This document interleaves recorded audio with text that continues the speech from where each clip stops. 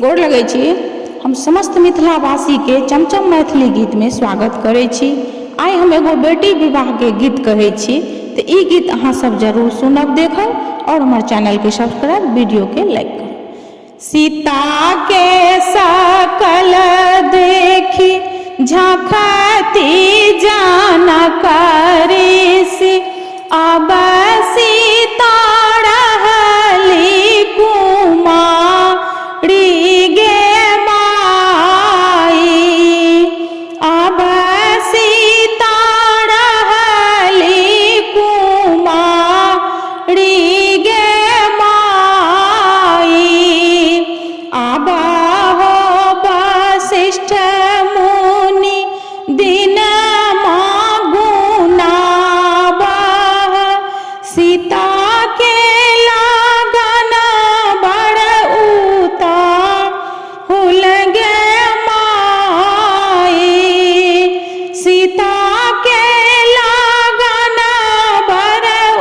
उताहुल गे माई, जाहक आहो बाबा नगर अयोध्या, जहाँ बसु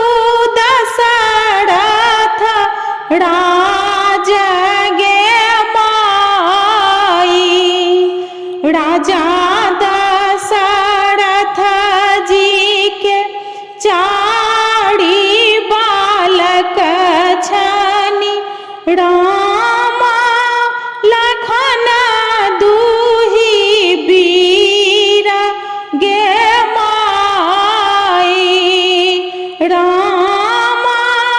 लखन दुहि वीर गे माई,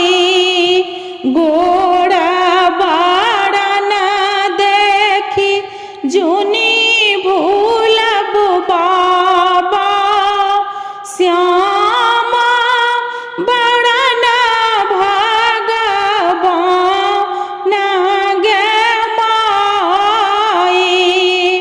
श्याम बरन भगवान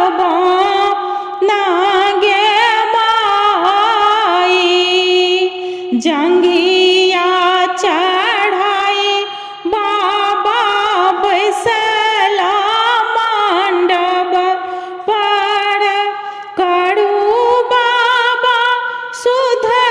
कन्यादान गे माई, देखत जन